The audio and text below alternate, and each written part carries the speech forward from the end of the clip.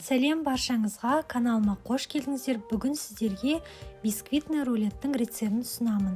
Ең алдымен ыдысқа 3 жұмыртқаны саламыз, үстіне қантты салып, жақсылап аппақ көбік болғанша миксерлейтін боламыз. Ең алдымен миксердің жылдамдығын баяу, одан кейін біртіндеп көтере отыра көпіртіп алатын боламыз. Мінеки осындай аппақ миксердің көмегімен осылай істеген кезде узор қалатындай масса шығу қажет. Біздің бисквитіміз одан әрі жұмсақ болу үшін 3 қасық сүт, 3 қасық сұйық майды қосатын боламыз. Сұйық майдың иісі болмауы қажет. Қасықтың көмегімен бір жақсылап араластырып аламыз. Одан кейін қамыр қопсытқыш, яғни разрыхлитель қосылған ұнымызды електен өткізіп, біртіндеп үстіне салатын боламыз. Бұл жерде қарапайым жолмен араластырмайсыздар, астынан жоғары қарай силиконды лопаткамен немесе қасықтың көмегімен араластырып шығасыздар. Бізде осындай қою масса шығу қажет. Противенге пергамент қағазын төсеп, болашақ бисквитімізді орналастыратын боламыз. Барлығын бір тегіс етіп жайып шығасыздар, себебі бір жері қалың, бір жері жұқа болып қалмауы қажет. Бұл ораған кезде әдемі көрінбей қалады. Барлығын жақсылап шет-шетіне тегістеп шығатын боламыз. Қызып тұрған 180 градус пеште 10-15 минут аралығында пісіріп аламыз. Мінеки осындай болып піседі. Оны піскен-піспегенін қарау үшін осындай зубочистканың көмегімен тексеріп көрсеңіз болады. Одан кейін креміне бізге май қажет. Менде 60-70% май, сливочная берега. Осыны жақсылап миксерлеп аламыз. Кейін үстіне вареная сгущенка немесе жай сгущенканы да қоссаңыздар болады.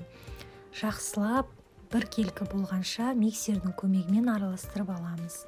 Егер жай сгущенка қосатын болсаңыз, миксермен араластырмай қойсаңыз болады. Міне осындай бізде крем шықты. Кремді кішкене 20 минутқа холодильникке қойып аламыз. Оған дейін ішіне начинкасын жасайтын боламыз. Мен бананды алдым. Сіздер өздеріңіз білесіздер, қандай начинка қойсаңыздар да.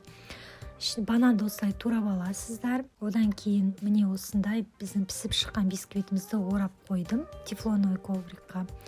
Үстіне кремді жағамын. Мына шетіне мән бермеңіздер, себебі пергаменттен ажыратқан кезде өзім қатты тартып қалдым да, содан жыртылып кетті. Осылай бір тегіс етіп жайып шықтым кремімді.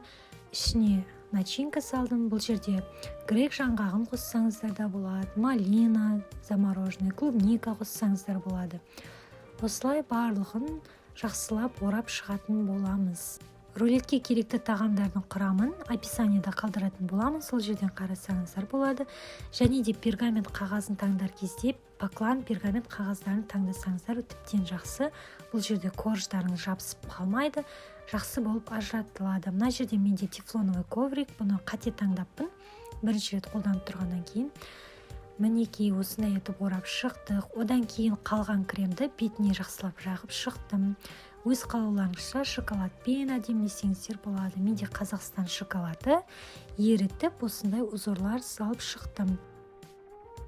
Одан кейін жаңғақпен және де қалған бананмен әдеміледім.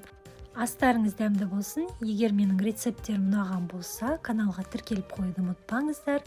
Сіздермен бірге болған Айбибі.